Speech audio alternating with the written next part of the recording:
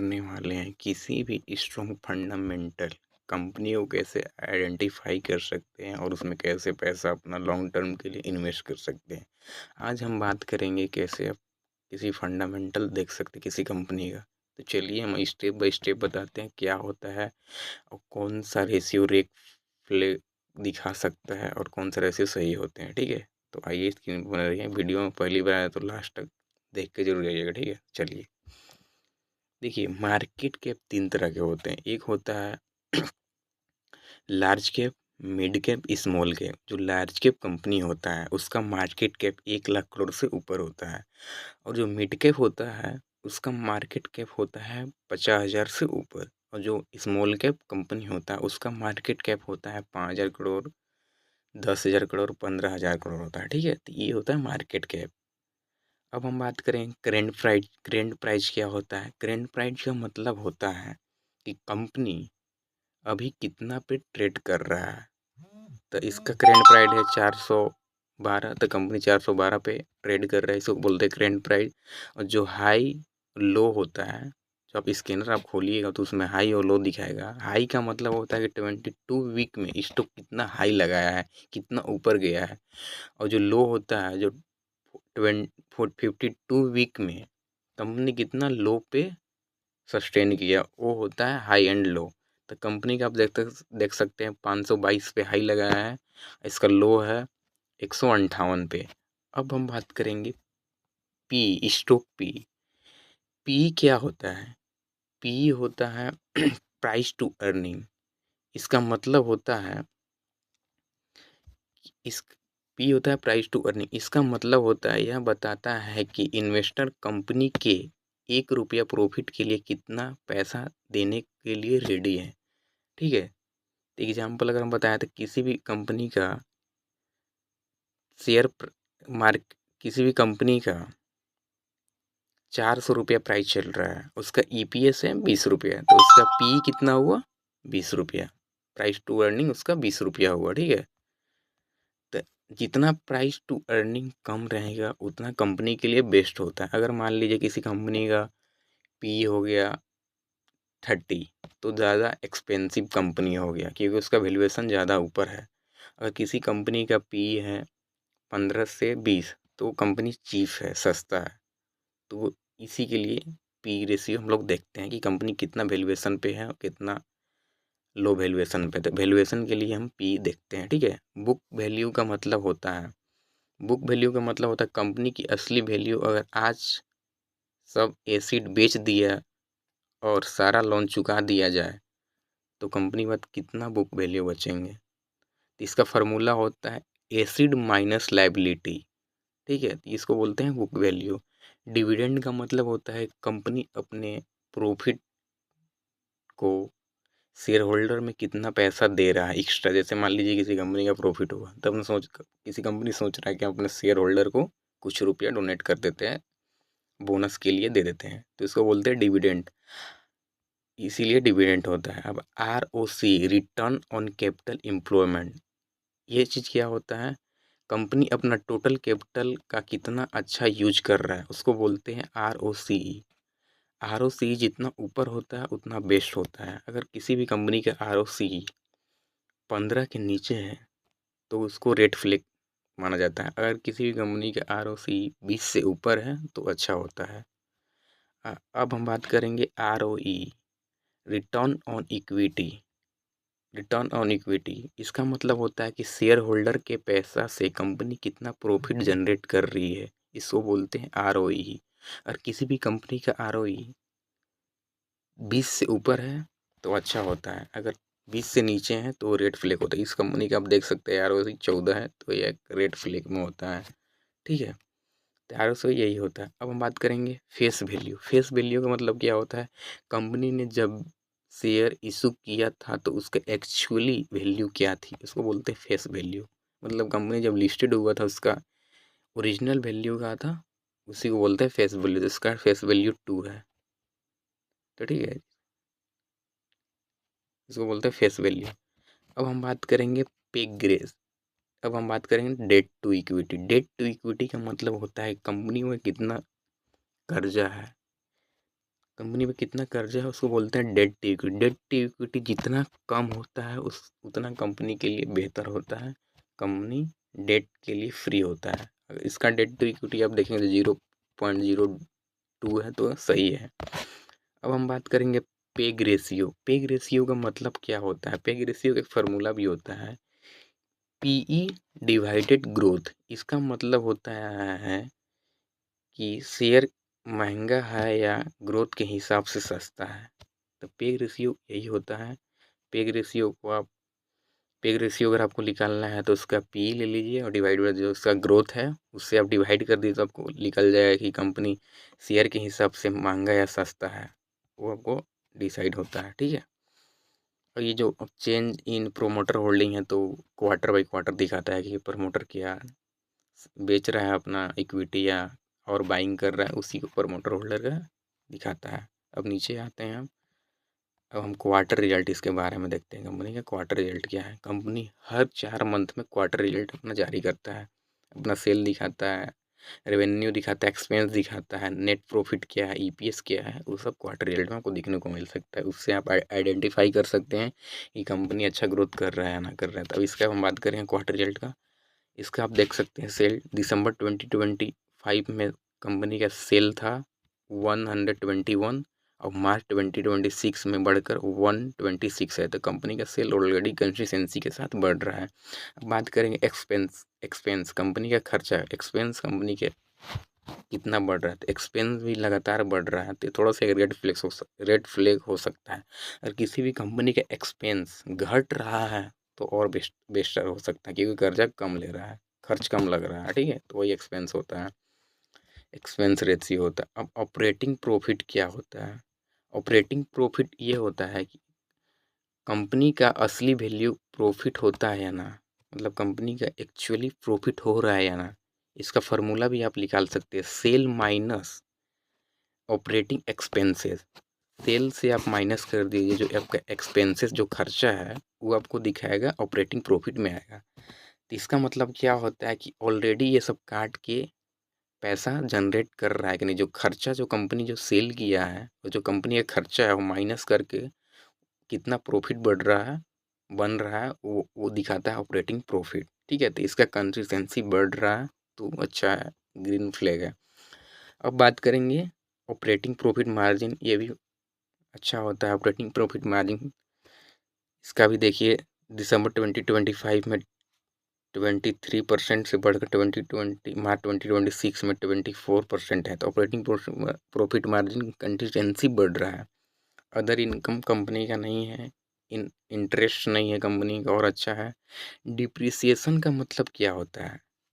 ठीक है, डिप्रिसिएशन का मतलब होता है कि मशीन पुरानी होती है इसलिए उनकी वैल्यू हर साल कम होता है, उसको बोलते हैं डिप्रिसिएशन। मान लीजिए कोई कंपनी कोई मशीन खरीदा, कोई बिल्डिंग एक्वायर किया, तो इसका समय के साथ साथ इसका वैल्यू डिप्रिसिएट होता है, घटता है एक्चुअली, इसको बोलते हैं डिप्रिसिएशन।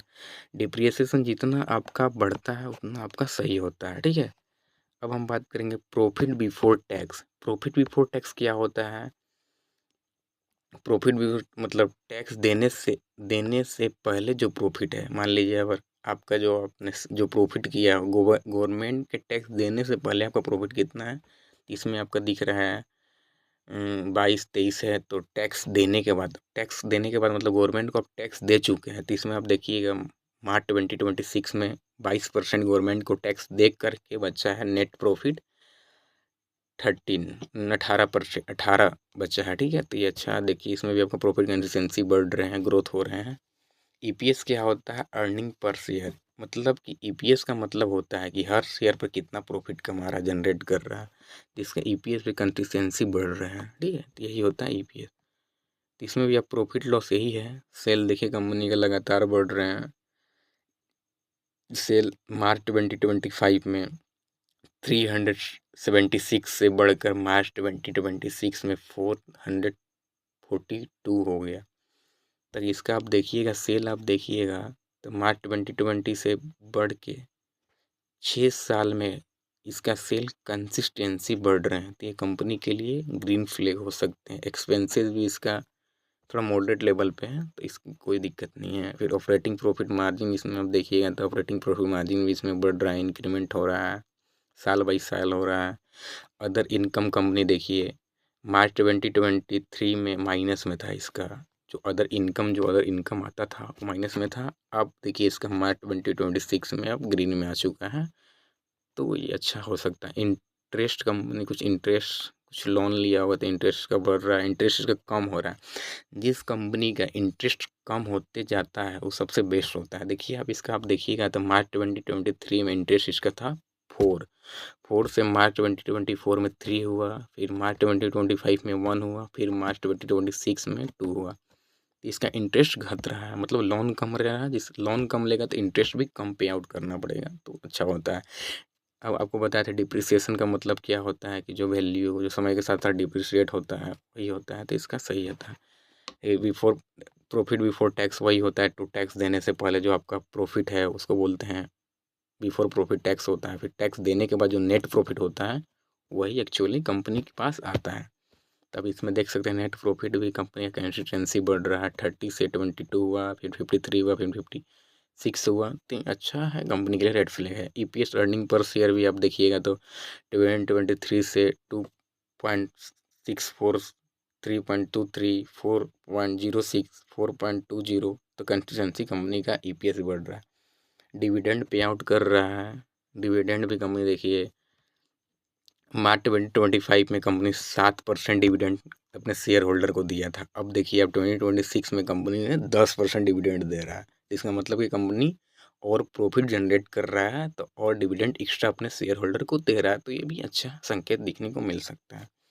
ठीक है, तो और हम नीचे बात करेंगे बैलेंस शीट के बारे में। तो बैलेंस शीट देखना बहुत ज़रूरी होता है। ठीक है, तो अगर आप बैलेंस शीट नहीं देख रहे हो किसी भी कंपनी का, तो आप बैलेंस शीट प्लस देखना चाहिए। ठीक है, तो बैलेंस शीट में अब हम बात करेंगे इक्विटी कैपिटल क्या होता है। इसका मतलब होता है कंपनी का टोटल शेयर की वैल्यू।